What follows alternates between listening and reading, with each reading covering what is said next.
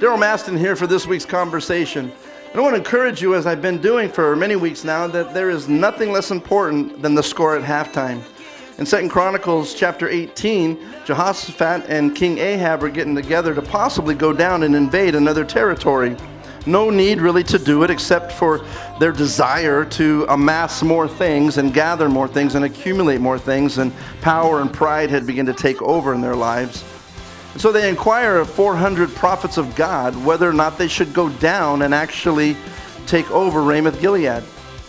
And all 400 of them say exactly what the king wants to say. You know people like that? They're just going to be yes sir, yes sir, yes sir, knowing that in their hearts they should probably say something different.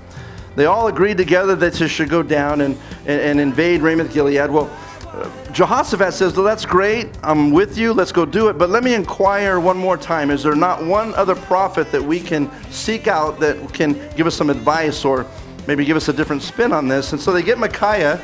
And Ahab doesn't like him because Micaiah doesn't really say much good about Ahab and always has bad news for him, maybe because he speaks the truth. So Micaiah comes up and he says, yeah, if you want to go in, might not be so great, but go in and maybe God will give you success, and kind of wink, wink, and not really believing it. And then he kind of gives him the real goods as Ahab begins to complain because he says to Jehoshaphat, see, I told you that he never says anything good about me. And so then Micaiah lays it out and says, you know what's going to happen? You guys are going to be scattered all over the place and there's not going to be a leader. And so that's how this thing's going to end. You're going to go in, it's going to be bad. Well, they, full of themselves, decide to go in, and you can read the rest of the story there in chapter 18 of 2 Chronicles. I want to encourage you in this, though, that God is very interested in helping you speak the truth when it's time to speak. So no matter what you're going through, stand up, deliver. If God is calling you to speak up, God is calling you into a deeper conversation with somebody where there's going to be opposition, then you take that step and go, as long as truth is there and your heart is right.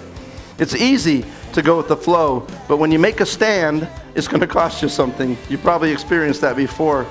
Are you aware that God's actually at work in your life on a day-to-day basis? You may or may not be. You may not even believe that, and if you don't believe that, then I really appreciate you jumping online. Go to YouTube and leave me a comment there, and let's have a dialogue there. And if you do believe that, then maybe some things there that could support that and back that up as well. But God is moving in this day and age that we live in. And I'm praying that you'll go and check out YouTube and let's have a conversation.